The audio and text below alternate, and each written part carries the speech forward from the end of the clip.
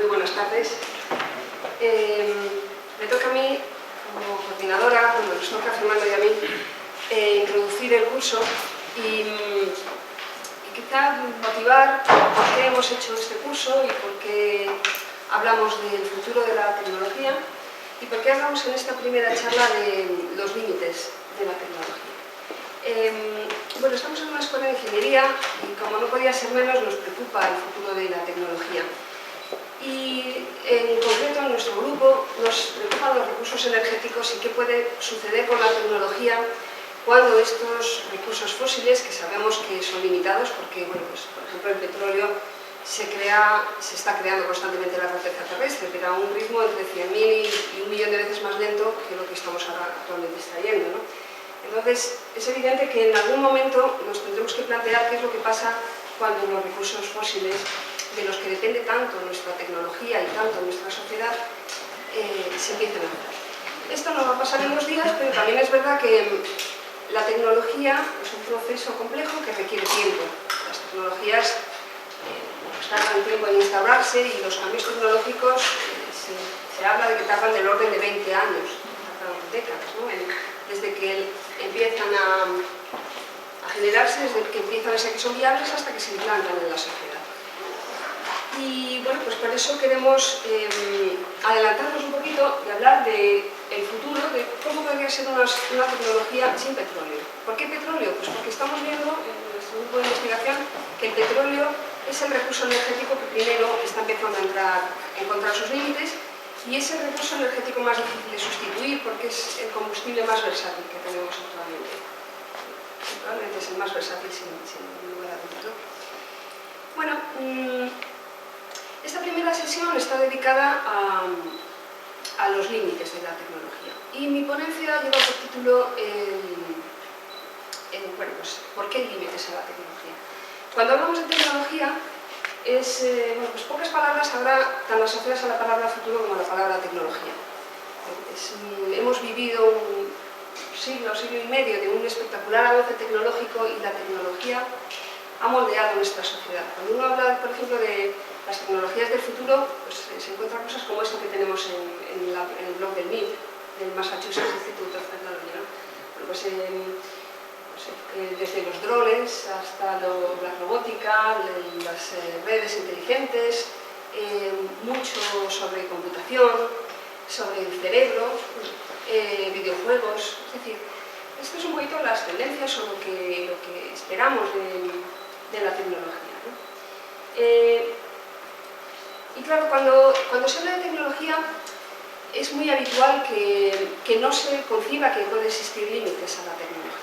O sea, ha habido muchos augurios o muchos expertos que hablaban de límites tecnológicos y muchos de ellos se han visto a los pocos años desfasados, ¿no? Pues, por ejemplo, Lord Kelvin tiene algunas declaraciones muy curiosas, ¿no? Hablaba de que nada más creado por el hombre y más pesado que el aire puede volar. Bueno, pues a los pocos años se vio que muchas de estas afirmaciones fueron desfasadas por el progreso tecnológico. Así que cuando hablamos del progreso tecnológico es como muy complicado hacer augurios, porque podemos meter la pata fácilmente. O sea que queremos, a pesar de todo, a pesar de que podemos meter la pata, como Lord Kelvin, que hablaba de que la radio no tiene futuro, por ejemplo, queremos atrevernos un poquito a mirar, a pesar de que sabemos que predecir cómo va a ser la tecnología es imposible. También es verdad que, bueno, hace pocos meses nuestro compañero Carlos del Castro publicó en nuestro blog un post en el que revolvía cuáles habían sido las previsiones científicas en los años 60 de los científicos más destacados de la URSS. Y es un post que es muy entretenido de leer y del que he sacado algunas frases. Este está sacado de un libro que se escribió en los años 60 tomando entrevistas de los científicos e ingenieros más relevantes de la URSS, que hablaban de cómo iba a ser la evolución de sus propios campos de investigación. Y bueno, pues se decían cosas como que la fusión nuclear puede ser que esté antes de 1980 o como muy tarde antes del año 2000. Bueno, pues se equivocaron. O sea que muchas veces también estas previsiones científicas, incluso cuando están hechas de parte de los científicos que son expertos en los temas, fracasan, ¿no? O se equivocan. Bueno, se decían cosas como que dentro de 30 o 40 años un sol artificial situado a lo largo de 30 kilómetros iluminará con sus rayos Moscú y su provincia. O sea que en aquella época, en los años 60, que era una época de un crecimiento tecnológico, un avance tecnológico y de un crecimiento económico espectacular, se hacían previsiones que eran un poquito exageradas, ¿no? También se hablaba que a partir del siglo XX o en el siglo XXI se harían viajes a todos los planetas, incluido Plutón, o que bueno, pues el transporte estaría movido por coches de pasajeros, por taxis en helicóptero. Bueno, lo que quiero comentar un poquito es que cuando hablamos de algunos tecnológicos tan pronto nos podemos pasar de optimistas como de pesimistas, y que ambos aspectos, el no creer en la tecnología y el creer demasiado, son igualmente ingenuos, ¿no? Pueden ser igualmente naivos. Y bueno, a mí se me ocurre que la tecnología, como muchas otras cosas humanas, se pueden asemejar a una carretera de montaña, ¿no? Y cuando extrapolamos tendemos a pensar en la línea recta, que las cosas van a ir como están yendo ahora, y más bien las realidades se basan en líneas curvas. Y es posible que estemos ahora mismo en un punto de inflexión, nosotros lo creemos, estamos en un punto de inflexión en la sociedad y en la tecnología, y que es posible que la línea recta no sea el camino que vamos a seguir, o el más predecible, sino que es fácil que demos una curva, que prácticamente parece que vamos hacia atrás. Y bueno,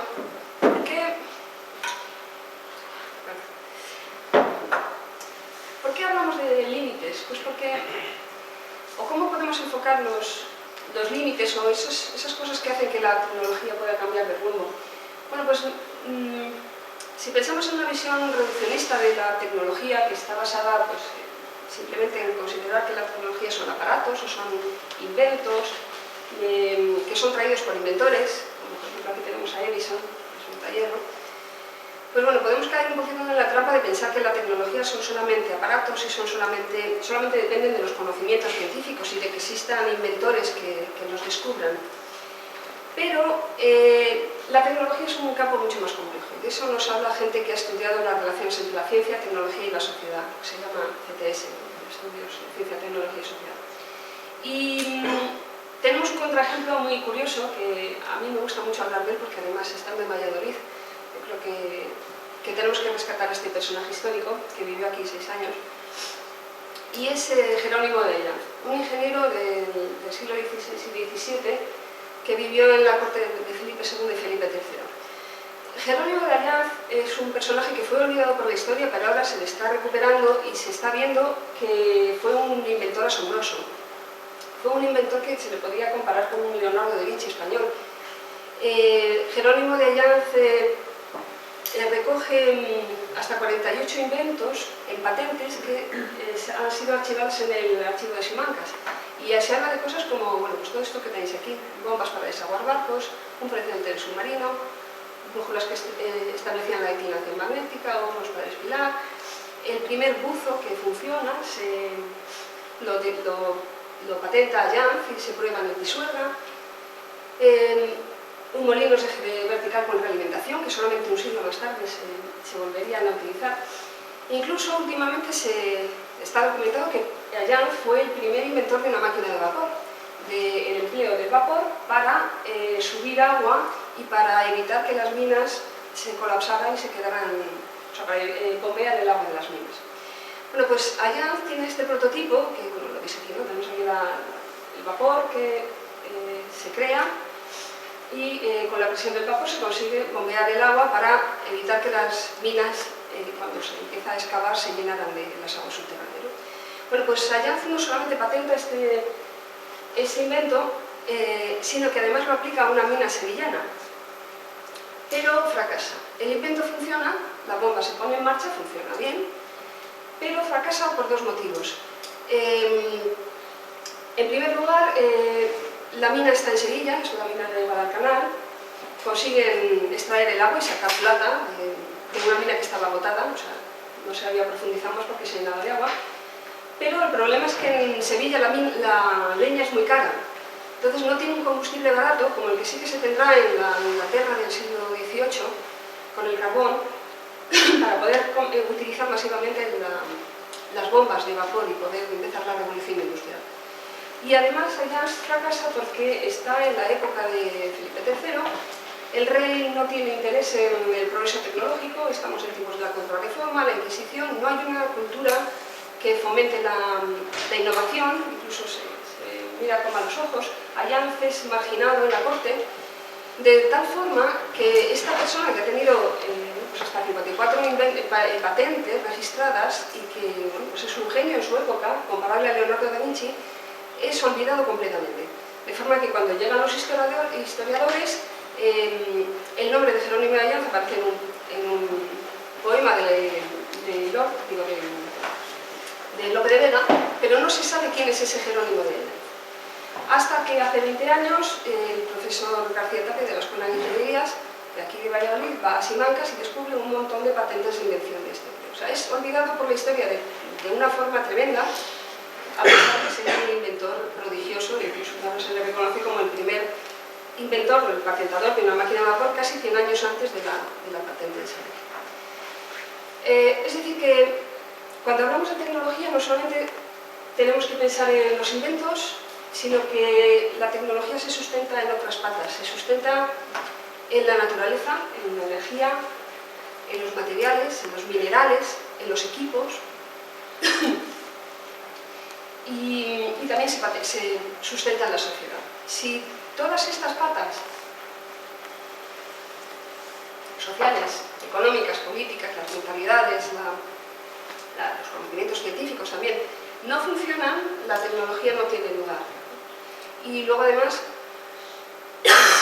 podemos ver también las relaciones entre ellas. Si una tecnología funciona, eso puede hacer que la economía vaya mejor, entonces eso hace que haya más estabilidad política y puede hacer que se extraiga más energía y esa energía permite más desarrollo tecnológico, o al revés. Podemos tener problemas energéticos y eso hace que la economía se resienta. Si la economía se resienta, no se invierte ni más de. Si no hay más conocimientos, no podemos avanzar tecnológicamente y entonces si no avanzamos tecnológicamente no tenemos nuevas fuentes de energía, etc. O sea, tenemos que ver también todas las realimentaciones y las interacciones entre todos estos aspectos, ¿no? Y podemos hablar de límites a la tecnología desde estos dos puntos de vista, ¿no? Desde el punto de vista de la naturaleza y desde el punto de vista de la sociedad. Y cuando hablamos de la naturaleza, tenemos los principios de la termodinámica como límites claros y como leyes muy bien establecidas ya en la ciencia, que nos hablan de cosas que no podemos hacer. Y bueno, pues los principios de la termodinámica, yo imagino que todos los que sois de carreras científicas los conocéis, pero bueno, vamos a recordarlo por si acaso hay gente que no lo conoce demasiado. Son, digamos que son leyes, no son teorías, porque bueno, las teorías científicas pueden cambiar, pueden modificarse, pueden mejorar. Los principios de la termodinámica son observaciones que se han estado observando en el conocimiento científico desde hace milenios y finalmente se han establecido como principios, como cosas que establecemos como básicas y que pensamos que no pueden cambiarse. Bueno, podríamos establecer los principios de la termodinámica hablando en primer lugar de minerales. Los minerales presentes en la corteza terrestre son los que utilizamos como base para nuestros aparatos. Es decir, nuestra tecnología está basada en cosas que se hacen con minerales, con hierro, con metal, con plásticos, bueno, con cualquier tipo de componente. Y estos aparatos, cuando terminan su vida útil, terminan siendo residuos. Pero claro, ¿qué pasa con los minerales que están presentes en los aparatos? Idealmente lo que tendríamos que hacer es volver a reciclarlos, volver a utilizar estos minerales para volver a hacer aparatos. Pero la verdad es que la mayor parte de los minerales que utilizamos terminan siendo residuos, no terminan reciclándose, se terminan diluyendo. Claro, el problema es que tanto la extracción de estos minerales y su procesamiento como el reciclaje necesitan energía. Necesitamos energía para todos estos procesos. Y esto es el hecho de que necesitemos energía para extraer y para reciclar es también una de las consecuencias de los principios de la termodinámica. Y la energía Los principios de la termodinámica son dos. El primero nos dice que la energía ni se crea ni se destruye, simplemente se transforma. Pero el segundo, cada vez que la energía se transforma, cada vez que se utiliza la energía, una parte se degrada y se convierte en energías de menor calidad, podemos decir que son las energías en forma de calor. De forma que la energía, cada vez que la utilizamos, se va degradando. O sea que el segundo principio de la termodinámica es uno de los principios que más claramente nos habla de límites. Nos dice que, aunque la energía es infinita, no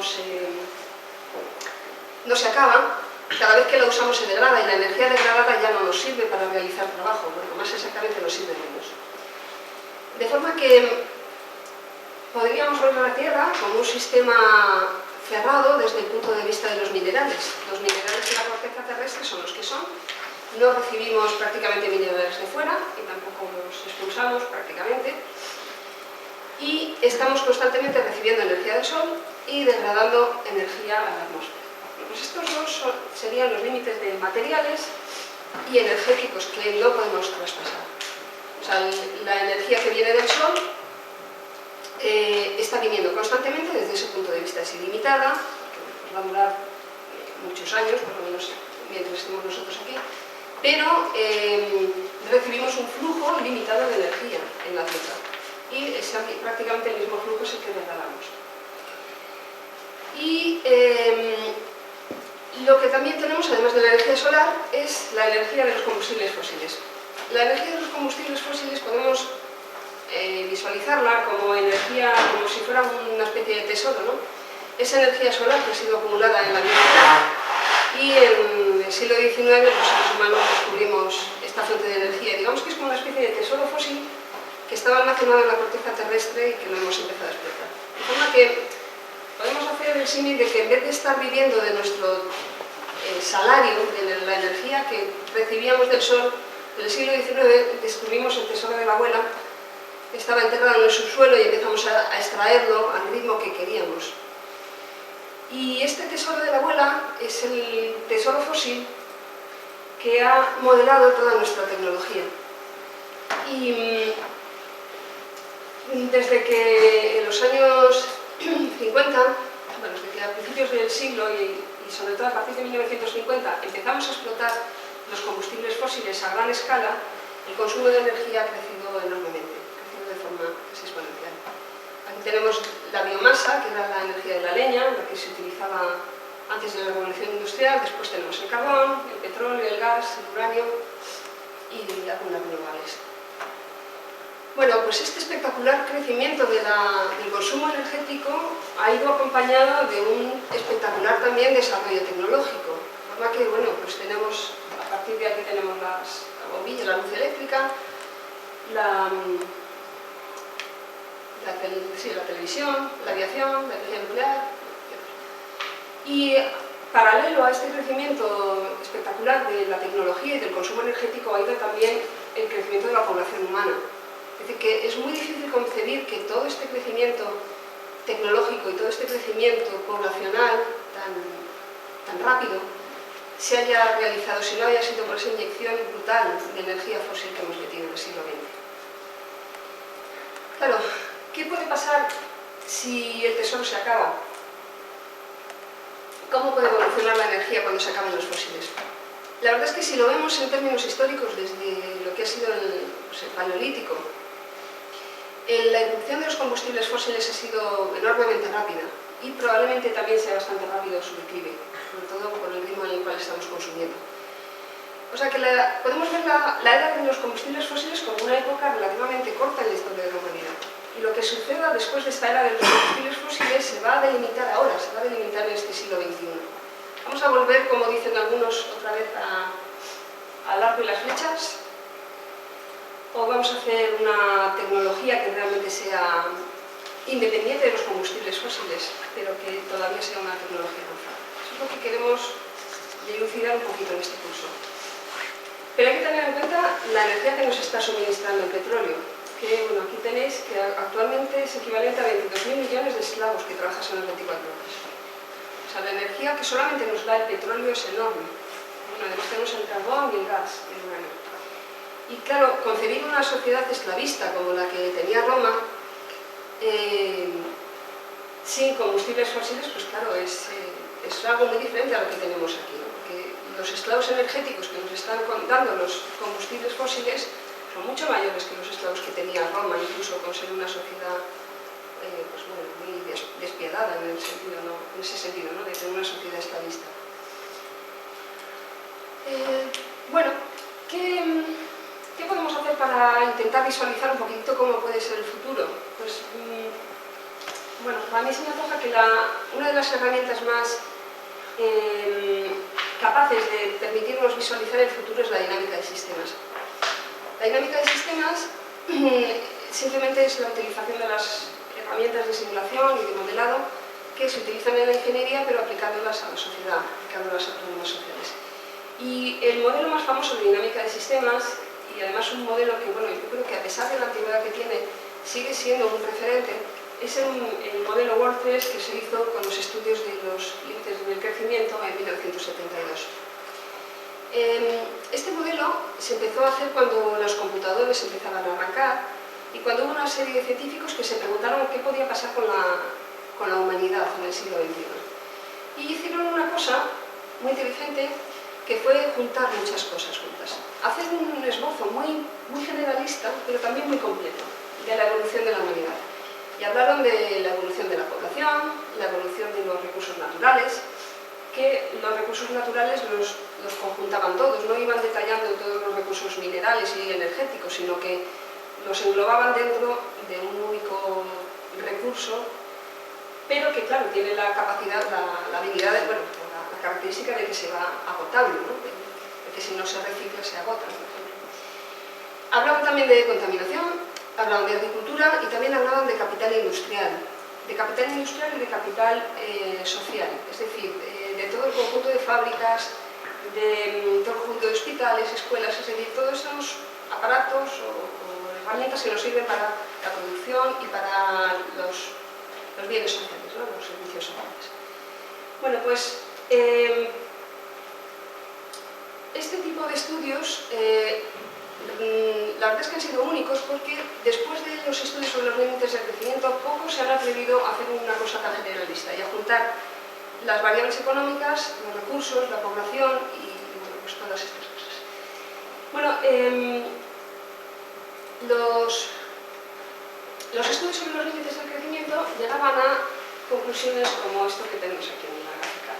Nos hablaban, por ejemplo, de la población humana, de que la población humana había crecido por esta senda hasta 1972 y que si se seguían las tendencias que se estaban observando a principios del siglo XXI, la población crecería hasta un límite, pero después empezaría a haber problemas para alimentar a la población y empezaríamos a tener problemas. Estos estudios fueron muy críticos y produjeron un shock muy importante porque nos hablaban de que a principios del siglo XXI la humanidad iba a tener serios problemas de colapso social, porque estábamos creciendo demasiado y no íbamos a tener recursos para alimentar a la población y para alimentar todo el mecanismo de la industria. Pero claro, evidentemente no podían hablar solamente de una tendencia, hablaban un rango de tendencias. Y sobre todo podemos decir que hablaban de tres escenarios, digamos. Hablaban de lo que pasaría si seguimos con las políticas habituales, que es lo que tenemos aquí en verde, o sea, si todo sigue como hasta ahora. Hablaban de un escenario de estabilización, que era el escenario que ellos consideraban ideal, que es lo mejor que podríamos hacer, y hablaban de otros escenarios, por ejemplo, en los que había un fuerte avance tecnológico, pero solamente tecnológico. Un escenario en el cual los problemas de la humanidad se intentaban solucionar solo con tecnología. Bueno, además de estos tres había muchos otros escenarios, pero vamos a mirar solo estos tres. El standard run que llamaban ellos, el business as usual, podemos llamar, las tendencias, si todo continúa como está, asumía que la sociedad mundial se mantenía en su senda histórica de crecimiento mientras que sea posible sin cambios de política fundamentales. Crece la población industrial y la producción industrial. En el segundo escenario de soluciones tecnológicas hacían una cosa bueno, lo que hacían era duplicar los recursos. Es decir, en el primer escenario lo que habían puesto es los recursos minerales que se conocían hasta la fecha. Pero claro, es evidente que se pueden descubrir más recursos minerales o energéticos. Entonces lo que hacían era duplicar los recursos para curarse un poquito de salud. Y además intentaban utilizar soluciones puramente tecnológicas ante los problemas de escasez de recursos y contaminación. Pero no se dejaba de crecer. La producción industrial seguía creciendo y la población también. Por ejemplo, hablaban de qué es lo que pasaría si reciclamos un 75% de los materiales. Es decir, si los minerales los reciclamos con tecnologías importantes. Un 75% es mucho, es más de lo que se recicla ahora mismo, por ejemplo, los envases de metal, ¿no? La contaminación se reduce al 25% del valor de 1970. Es también una reducción muy brusca de la contaminación. Se doblan los rendimientos agrícolas, que son más o menos el que se ha conseguido, y se extiende el control de la natalidad en todo el mundo. O sea, que era un escenario con unos objetivos importantes de reducción de la contaminación y de ahorro de los recursos. El tercer escenario es el mundo estable. Esto es lo que ellos proponían como solución ideal. En estos escenarios se implementaban soluciones tanto tecnológicas como sociales para conseguir el equilibrio de la población y del consumo de material. Es decir, que estaba basado en controlar la natalidad de una forma muy fuerte, muy importante, como por ejemplo hizo China, y además en cosas de las que bueno, pues ahora se habla como también políticas a seguir, como por ejemplo preferir el consumo de servicios al de productos, es decir, tener un mundo menos consumista, más basado en servicios como puede ser la cultura, o la educación, o la salud, y menos en el consumo de cosas, ¿no? de materiales. Bueno, controlar la contaminación y también mantener los suelos agrícolas, cosa que tampoco estamos haciendo, actualmente se están perdiendo suelos agrícolas, y incrementar la vida del capital industrial, es decir, huir de la obsolescencia programada y hacer que los aparatos duren más. Esto es un poquito lo que se proponía como solución. Llegar a la estabilización, políticas de menos consumo y más calidad de vida por otras cosas. Bueno, pues como os comentaba, los escenarios llegaban a estas conclusiones. Juntando un poquitito todas las relaciones de ese pastel que tenían ahí del modelo, llegábamos a esto. Los escenarios, el escenario Standard Run, nos hablaba que a partir de 2020 tendríamos problemas para alimentar a la población. El de mayor desarrollo tecnológico tardaba unos años más en tener problemas, pero al final terminaba también teniendo problemas, ¿no? Y el mundo estable, avanzaba más lentamente hasta equilibrarse. Claro, ¿qué es lo que le pasaba a la solución tecnológica? Aquí tenemos, por ejemplo, la producción industrial per cápita. Aquí habían dicho, bueno, pues vamos a ver qué pasa si conseguimos que la producción industrial sea tan elevada, a base de reciclar y a base de utilizar los recursos mejor, que todo el mundo tenga un modo de vida con un consumo importante como el que estaban teniendo los países desarrollados. La producción industrial crecía muchísimo, la población también crecía muchísimo, pero este crecimiento tan desmesurado al final necesitaba muchos recursos. Por mucho que recicles y por muy inteligentemente que hagas las cosas, un mundo tan desmesuradamente grande y creciendo de forma tan enorme, al final terminaría teniendo problemas. Es decir, que incluso aunque queramos tener una tecnología muy avanzada, si seguimos creciendo en el nivel de consumo, pues al final en algún momento llegaría a los límites. Y aquí tenemos los alimentos per cápita de los que hablaban, ¿no? También, tanto en el mundo estable como en el mundo de alta tecnología se aumentaba mucho la producción de alimentos a base de fertilizantes y a base de irrigación, pero en algún momento había que tener problemas. Bueno, un modelo no es un oráculo, pero sí que nos sirve para observar mejor las tendencias, porque bueno, los números que ellos pusieron no tienen mucha importancia. Lo que tiene importancia es las consecuencias, las conclusiones que después extrajeron. Por ejemplo, en el Standard Run, en el business, o sea, si seguimos con las tendencias, la población y la producción crecen hasta que al final terminamos teniendo restricciones con los recursos naturales y el capital industrial, es decir, las infraestructuras y las máquinas, comienzan a depreciarse con mayor rapidez que la nueva inversión. Es decir, que al final los recursos empiezan a ser escasos y caros y no somos capaces de reponer el capital industrial a la suficiente velocidad. Y en el segundo modelo, es decir, que el primer escenario era un escenario en el cual caíamos por límites de recursos. Tenemos pocos recursos para el capital, los recursos se están volviendo demasiado caros. En las soluciones tecnológicas es un escenario en el cual se pone un énfasis muy grande en corregir la contaminación y en alcanzar una tecnología que ahorre recursos, pero ese ahorro de recursos requiere un dinero, requiere un esfuerzo. Y de forma que la producción industrial empieza a decaer cuando la cantidad de capital derivado hacia la escasez de recursos y a la contaminación es muy grande. Y eso hace que igualmente no se pueda compensar la depreciación de las máquinas. Dado que la población sigue creciendo y el nivel de consumo también sigue creciendo, en algún momento en este escenario la población y el consumo es tan enorme que por mucho que ahorremos no podemos seguir con ese ritmo. Y además el ahorrar supone que estemos detrayendo recursos de otras partes.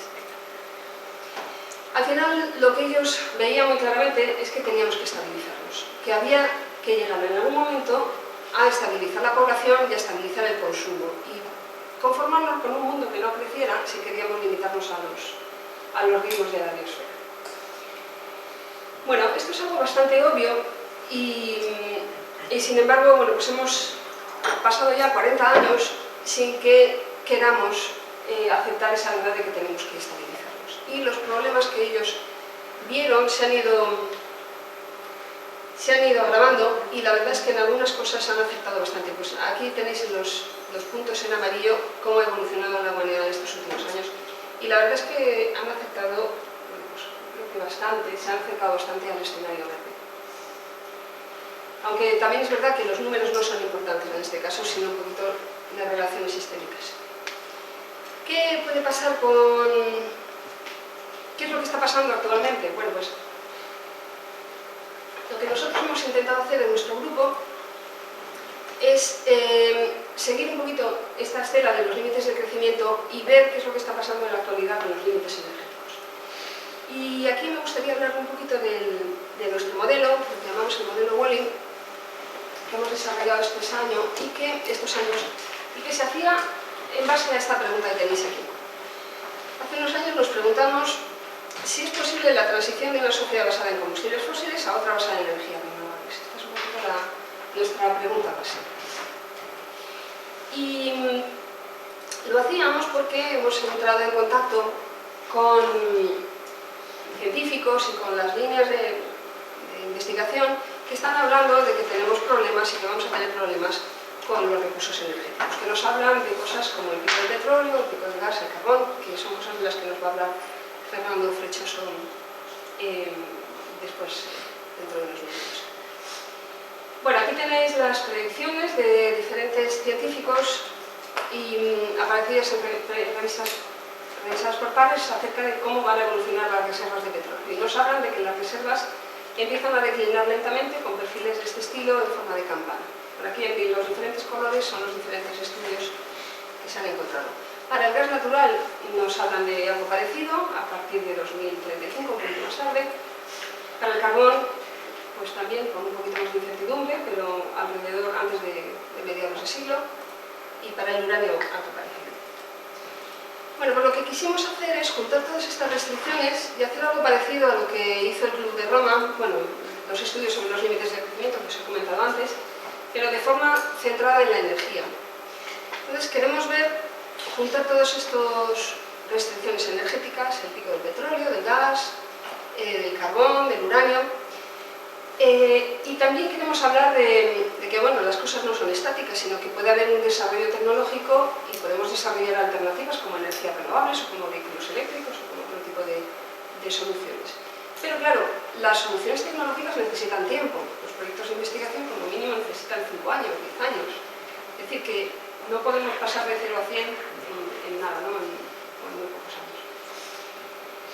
Y lo que queremos ver es qué marco ponen estas restricciones a la economía y a la sociedad. Todas estas evoluciones posibles que podamos ver que están fuera de estos límites energéticos van a ser imposibles. O sea, no nos atrevemos a hacer como el club de, los estudios de los años 70 que predecían cómo iba a ser la producción industrial o la alimentación mundial, no nos hemos atrevido a hacer eso, pero lo que sí queremos es ver qué cosas son imposibles, qué cosas no tenemos energía suficiente para hacer, o no tenemos tiempo suficiente para desarrollar. Porque es posible que suceda mañana, se invente una cosa muy revolucionaria en energía, pero necesita tiempo para llegar al mercado, ¿no? Bueno, pues es que el modelo Walling, que pasó, ¿cómo lo pasó? ¿Media hora? Bueno, no necesita tanto. Dejo antes. El modelo Walling que llamamos, bueno, el modelo de los límites mundiales, lo que tenemos es la economía mundial que tiene una demanda de energía y hemos separado esta demanda en 3 sectores básicos: la demanda para el transporte, la demanda para industria y edificios y la demanda para electricidad. Lo separamos de esta forma porque vemos que el transporte es un consumo de energía muy específico y que es muy diferente, por ejemplo, de la demanda de energía para electricidad. Así como tenemos muchas tecnologías que nos producen electricidad, pues podemos hacerlo con carbón, con gas natural, con ciclos combinados, con energías renovables, etc. Lo que es la energía para el transporte actualmente se basa sobre todo en combustibles líquidos, y los combustibles líquidos se sacan básicamente del petróleo. O sea, prácticamente todo el transporte mundial se mueve con petróleo. Creo que es un 4 y pico % lo que se mueve con otros combustibles. O sea que la energía para el transporte es muy dependiente del petróleo y por eso la hemos separado. La demanda de electricidad tiene sustitutos, bueno, pues bastante prometedores, y después hemos puesto todo el resto de los consumos energéticos en esto, que es la demanda para industria y edificios, que son un poquito otros consumos, ¿no? Bueno, pues estas demandas que podemos tener en el mundo de energía pueden ser cubiertas con las fuentes que tenemos aquí abajo.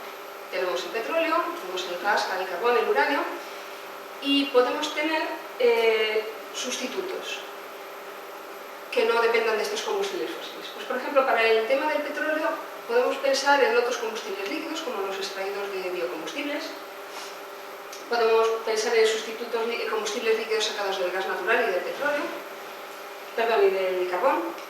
Y podemos hablar también de vehículos eléctricos o híbridos o de otro tipo de movilidad. Estos son un poquito los sustitutos que hemos tenido en cuenta. Hemos tenido en cuenta los sustitutos técnicos únicamente, no hablamos, pues, por ejemplo, de bicicletas o de utilizar un urbanismo diferente o cosas por el estilo. Y en cuanto a la electricidad y otros usos, hablamos de renovables tanto no eléctricas para calor como para electricidad. Bueno, este es un poquito nuestro marco, lo que hace el modelo Walling, que es un modelo estructuralmente muy sencillo, pero que junta datos de todas estas cosas. Lo que hacemos es comparar la demanda con la oferta y ver qué es lo que pasa. Y en uno de los trabajos que hemos hecho y que hemos publicado hace 1 año y medio ya, casi 2 años, lo que hemos hecho es mirar qué pasaría con los escenarios socioeconómicos de los que habla Naciones Unidas si tenemos en cuenta los recursos, los límites energéticos, ¿no? Porque, bueno, las Naciones Unidas tienen sus escenarios de crecimiento económico, de crecimiento de la población y bueno, pues hemos consultado algunas publicaciones en las cuales nos hablan de cómo va a evolucionar el futuro de la humanidad. Pero pues todos estos escenarios y además los ritmos razonables de evolución tecnológica, porque bueno, pues ahí sí que hemos consultado la bibliografía de cómo los fabricantes, por ejemplo, dicen que va a evolucionar el vehículo eléctrico o cómo se prevé que pueden evolucionar diferentes tecnologías, y imponemos ritmos razonables, yo creo que además bastante generosos, de evolución tecnológica, y estos serán un poquito las cosas que metemos en el modelo. Decimos, bueno, ¿qué pasaría en el modelo si metemos estas cosas y lo comparamos con las previsiones de límites energéticos que estamos viendo en la literatura? Un poquito como las curvas esas que os he presentado antes y de las que después Fernando nos va a hablar un poquito más.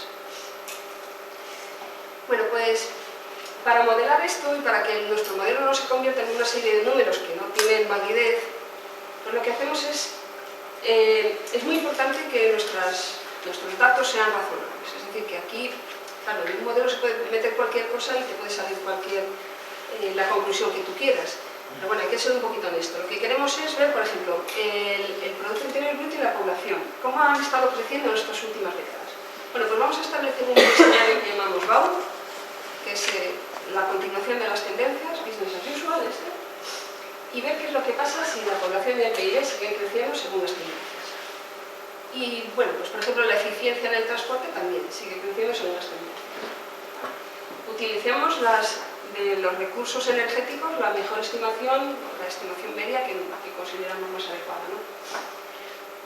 Por ejemplo, también consideramos que se hace un esfuerzo muy importante en sustituir el petróleo, que es el primer combustible que va a tener problemas, con otros líquidos sacados del gas natural y del carbón, con lo que llamamos un crash program que hace que crezcan un 15% anual. Esto es bastante optimista, o sea, bastante arriesgado, ¿no?, que crezcan tanto. Hablamos de crecimiento de las energías renovables, solar, eólica y otras, con un crecimiento bastante importante, que es el que han tenido estas décadas, las décadas pasadas, ¿no? Y hablamos también de biocombustibles, de que los biocombustibles crecen hasta un límite, bueno, creo bastante importante, ¿no?, de 100 millones de hectáreas. Bueno, este sería, digamos, el escenario en el cual continuamos con las tendencias que hemos observado esta década. También podemos tener un escenario 2 de optimismo económico. Un escenario en el cual hay más crecimiento económico, más desarrollo tecnológico, más eficiencia, por ejemplo, en el transporte, en los vehículos de motor.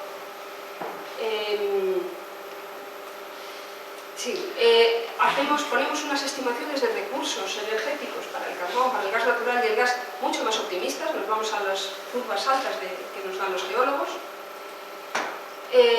Metemos bastante más energías renovables y metemos más biocombustibles. O sea, nos vamos un poco más allá de lo que hemos observado estas décadas. Un desarrollo tecnológico más acentuado. Y el escenario 4, digamos que es un escenario más modesto, un escenario en el cual la población y el crecimiento económico crecen más lentamente, en el cual hablamos de desglobalización, es decir, un mundo que se hace más regional, que es también una de las cosas que prevé Naciones Unidas, que el mundo se desglobalice, dejemos de tener un comercio internacional tan activo, no necesitemos tanta energía para el transporte porque hay menos comercio internacional. Y hay también una apuesta importante por las energías renovables. Sigue habiendo, digamos que en este escenario se sigue siendo optimista con las energías renovables y también con los biocombustibles. Bueno, pues ¿qué pasa si todo esto lo implementamos? Aquí tenemos los 5 escenarios que hemos considerado en este paper. Bueno, yo os he presentado 3. Y tendríamos cómo evolucionaría el Producto Interior Bruto, el PIB mundial, que es esto, el GDP, con estos escenarios. El BAU estaría aquí en verde, después tendríamos estos que son de mayor crecimiento y los otros, el último, que os comentaba, de desglobalización con menor crecimiento. Pero todos ellos hablan de un crecimiento del PIB bastante importante. Y en cuanto a la población, lo mismo, ¿no? Más o menos, se van estabilizando. Sí. Y luego también hablamos de intensidad energética. Es decir, no consideramos que la tecnología se vaya a quedar estancada. La intensidad energética es la cantidad de energía que se necesita para producir $1 de PIB. Y en los últimos años ha ido disminuyendo. Aquí veis en los puntitos negros, es como ha ido evolucionando la intensidad del mundo total. O sea, desde 1990, por ejemplo, se ha ido necesitando menos energía por $1 de PIB. Bueno, ahora está un poquito estancado, pero la tendencia es a la baja, ¿no? O sea, que consideramos que hay mayor eficacia en la generación de PIB por unidad energética. Bueno, pues en nuestros escenarios hacemos que esa tendencia siga, o sea, que se sigue necesitando menos energía por unidad de PIB, ¿no? Y además yo creo que, bueno, somos bastante generosos a la hora de poner la tendencia. ¿Cuáles son los resultados? Bueno, pues aquí juntando todo esto, los límites energéticos y todas estas tendencias, nos encontramos con cosas como esta. Aquí en negro tenemos la demanda de energía total del mundo según el escenario BAU, el primer escenario que os he comentado. el de las tendencias. Seguimos con las tendencias de crecimiento. Bueno, pues si seguimos así y nos encontramos con los límites más probables de los recursos fósiles, tendremos aquí en naranja el petróleo, en verde los petróleos no convencionales, de los que nos va a hablar después Fernando, el gas natural, el carbón, el uranio, y aquí tenemos el desarrollo de las renovables. Y vemos que antes de 2030 tenemos ya una diferencia bastante importante entre la oferta y la demanda. Esto sería la demanda y aquí es los recursos que tenemos. O sea que lo más probable es que no tendremos energía para este crecimiento. Y claro, las tendencias que están de crecimiento de las renovables no son suficientes para cubrir este hueco. Están creciendo, pero no están creciendo a un ritmo suficiente. Y de hecho, actualmente están creciendo a un ritmo menor de lo que hemos puesto ahí porque la crisis las está frenando. O sea que deberíamos crecer más rápidamente si queremos seguir por esta senda. Pero el problema más grande es cuando hablamos de transporte. Los sustitutos energéticos al transporte son muy débiles. Aquí tenemos en verde el petróleo, abajo está el gas natural usado como combustible directamente en los vehículos. Luego tenemos otros líquidos, el carbón por ejemplo, los biocombustibles, que son muy pequeñitos, a pesar de que los biocombustibles tienen una eficiencia muy mala, muy escasa, necesitan una cantidad de tierras enormes. Entonces, aunque destinemos un montón de tierras fértiles, al final es un 1, un 2%, un 3% lo que conseguimos con ellos. Y la electricidad también está avanzando a un ritmo lentísimo. El vehículo eléctrico está teniendo una introducción lentísima. De forma que antes de 2020 tenemos problemas, no tenemos capacidad para cubrir esta demanda energética. Y si nos vamos a escenarios en los cuales haya más desglobalización, como el 4, por ejemplo, o sea, menos necesidad de transporte y un avance mucho mayor de los biocombustibles, de la electricidad, etc., incluso duplicando o triplicando las tendencias observadas actualmente, no llegamos a tiempo. Los sustitutos para el petróleo en el transporte son muy escasos y técnicamente son muy poco eficaces, ¿no? Son muy poco... Bueno, tienen poca... técnicamente son muy flojos. Entonces, el transporte es el sector más débil de la crisis energética. Sin embargo, la energía eléctrica pues, es un poquito más optimista, o podemos ser un poquito más optimistas, porque tenemos una diversidad de fuentes más grandes y las renovables eléctricas son mejores. Pero claro, el problema es que el mundo es sistémico. El mundo es... Tenemos una economía que se basa en muchas patas, y una de ellas es el transporte. Si el transporte falla, es posible que no vayamos a tener estos resultados de crecimiento de la energía eléctrica, porque al final todo se influye uno sobre otro. Bueno, las conclusiones de este modelo y de los estudios que estamos realizando son bastante preocupantes y nos mueven a que nos preguntemos cosas como lo que queremos dilucidar en este curso. Ninguno de los escenarios de Naciones Unidas que hemos simulado es compatible con los límites energéticos y con evoluciones razonables de la tecnología. El transporte es el sector más crítico y lo es antes de 2020, es decir, que lo tenemos ya a la vuelta de la esquina. Por ello, pensamos que las soluciones tecnológicas no son suficientes. Vamos a necesitar, para superar la crisis energética, medidas que van mucho más allá de las puramente tecnológicas. Y además, bueno, hay que tener en cuenta que nuestro modelo no es un oráculo y que hay muchas cosas que no hemos tenido en cuenta. En particular, no hemos realimentado y no hemos tenido en cuenta muchas de las influencias mutuas que hay entre todas estas variables. Así que tenemos que empezar a pensarnos cómo vamos a ser capaces de superar esta crisis energética, que es además una crisis sistémica, es una crisis global. Porque, claro, tenemos un poco la tendencia a parcelar las cosas, a decir, bueno, pues si tenemos un problema energético, lo que tenemos que hacer es buscar otra fuente de energía, ¿no? Entonces el problema es las energías renovables o encontrar otra tecnología.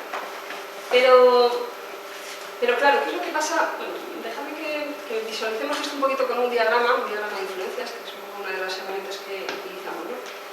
Si tenemos una demanda de energía que no se cubre con combustibles fósiles, empezaremos a tener problemas de escasez, ¿no? Pues, probablemente suceda lo típico, que aumenta el precio y empezamos a preocuparnos. Claro, si tenemos problemas de escasez, puede ser que invirtamos en sustitutos tecnológicos y con suerte encontraremos nuevas fuentes de energía para resolver esta escasez. Esto digamos que sería el bucle ideal, lo que nosotros queremos conseguir, ¿no? Que ante un problema con los combustibles fósiles desarrollemos una tecnología renovable que nos permita tener toda la energía. Pero ¿qué es lo que pasa? Pues que a veces la tecnología tiene retardos, las cosas tardan tiempo, tardan más de lo que desearíamos, o hay veces que fallan, hay tecnologías que fallan. De hecho, últimamente en el tema energético estamos viendo muchas tecnologías en las que se esperaba mucho y que al final dan resultados, pero dan resultados mediocres. Como por ejemplo las pilas de combustibles, el hidrógeno, que no acaba de arrancar. Y bueno, pues yo qué sé, la cuarta generación de las nucleares, la fusión, pues parece que no llegan nunca, o cuando llegan no cubren muchas expectativas. Si eso no funciona, hay otra forma de resolver la escasez. Y es un poquito lo que creemos que estamos viendo en el mundo en estos años. Hay escasez energética, con lo cual terminamos teniendo crisis económica, pobreza, y cuando la gente es pobre no demanda energía porque no puede pagarla. De forma que, claro, se soluciona la escasez, baja el precio del petróleo y aparentemente deja de haber escasez. Pero no es porque no haya escasez energética, no es porque no haya problemas, es porque simplemente se reacomoda la sociedad a otro contexto. Bueno, yo creo que esto es importante, que seamos capaces de abordar el problema de forma sistémica para que no nos suceda eso, ¿no? Que no seamos capaces de reaccionar ante el problema energético porque simplemente pues, la sociedad se va deteriorando poco a poco y aparentemente no tenemos problema, ¿no? Porque nadie lo demanda. Por eso creo que es importante seguir conservando esta visión sistémica.